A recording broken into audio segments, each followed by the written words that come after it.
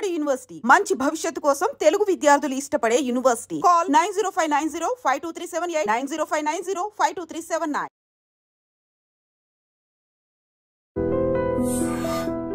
నమస్కారం, welcome to I dream. నేను మీ ఝాన్సీ.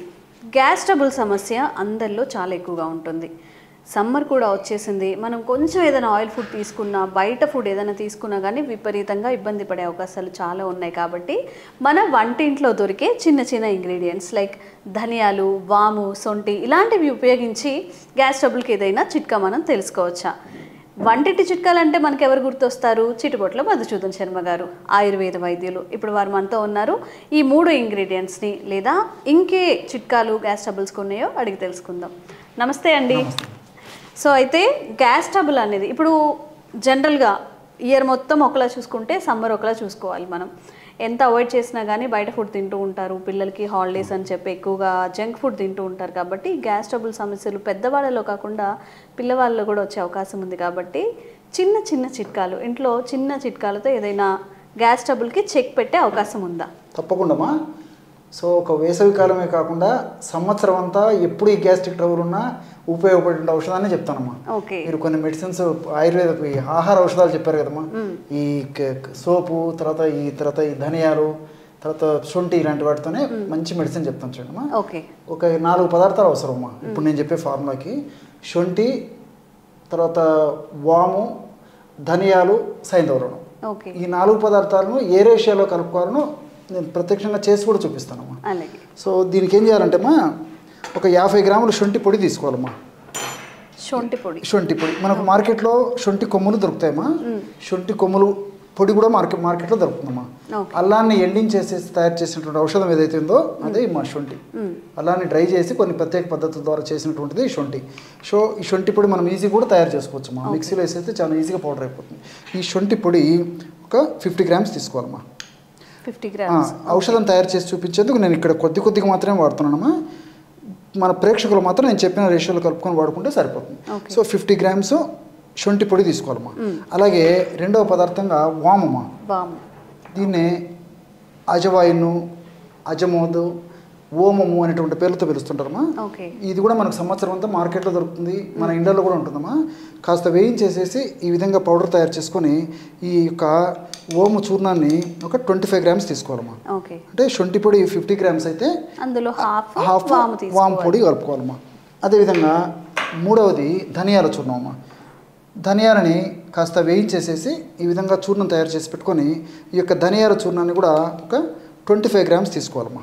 వాము 25 గ్రామ్సే, ధనియాల చూర్ణం కూడా 25 గ్రామ్స్ తీసుకోవాలి.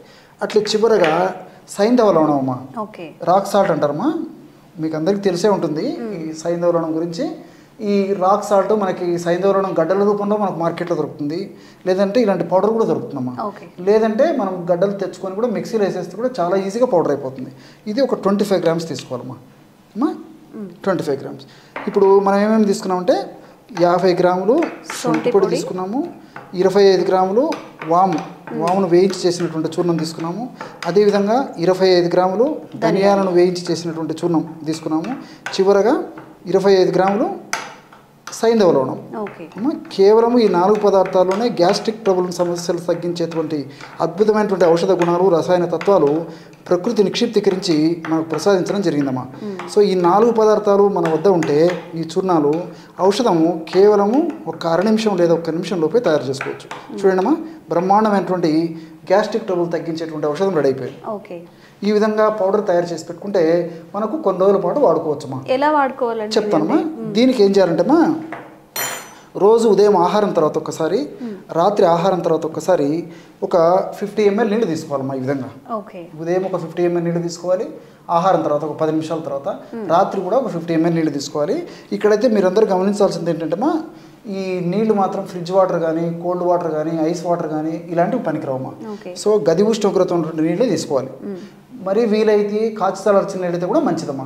లేని పక్షంలో మామూలు నీళ్ళు తీసుకుంటే సరిపోతుంది. ఇందులో 1/2 టీ స్పూన్ అంటే 2.5 గ్రామ్స్ అమ్మా. ఈ స్పూన్ పెద్దగా ఉందమ్మా, కాబట్టి చిన్న టీ స్పూన్తో అయితే 1/2 టీ స్పూన్ ప్రమాణం వాడుకుంటే సరిపోతుంది. అంటే ఇంచుమించు 2.5 గ్రామ్స్ అమ్మా. 1/2 టీ స్పూన్ పౌడరు ఒక 50 ml వాటర్లో కలిపేసేయాలి అమ్మా. 50 ml వాటర్లో ఒక అర టీ స్పూన్ అంటే 2.5 గ్రామ్స్ పౌడర్ ఉదయం ఒకసారి, అదేవిధంగా 2.5 గ్రామ్స్ పౌడర్ నైట్ ఒకసారి కలుపుకోవాలమ్మా.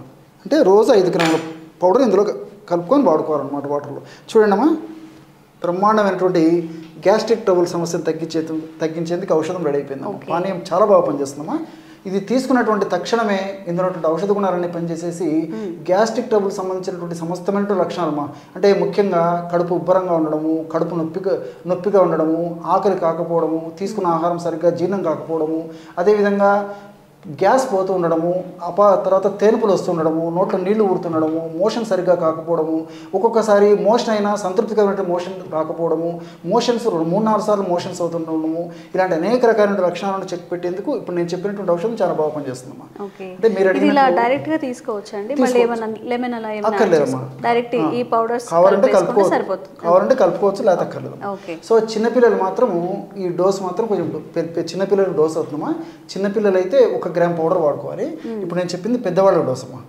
సో ఇక్కడ ఇంకోటి ఏంటంటే ఈ మధ్య కాలంలో మరి చాలా మంది ఇళ్లలో కూడా ఈ గ్యాస్ట్రిక్ ట్రబుల్ సమస్యతో చాలా మంది బాధపడుతుంటారు, రకరకాల మందులు వాడుతుంటారు. అలా కాకుండా ఇంట్లో ఇంచుమించు కుటుంబ సభ్యులు ఎక్కువ మంది బాధపడుతుంటారు కాబట్టి మనం ఒకసారి ఔషధం తయారు చేసి పెట్టుకుంటే మా కుటుంబ సభ్యులందరూ వాడుకోవచ్చు. రెండవది ఏంటంటే ఇది ఎక్కువ రోజు నిలువ ఉండదమ్మా. కాబట్టి నేను చెప్పినటువంటి పద్ధతిలో ఔషధం తయారు చేసుకుని వీలైనంత వరకు 2 months లోపల అయిపోయి చేసుకోవాలమ్మా.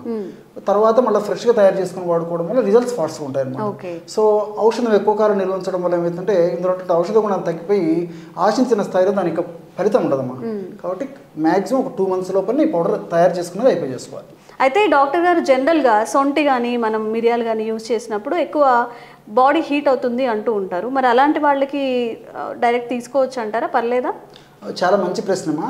కొంతమందికి బాడీ వేడి తత్వం ఉంటుందమ్మా. వేడి తత్వం ఉండడం ఒకటి. కొంతమంది ఏంటంటే నీళ్లు సరిగ్గా తాగరు.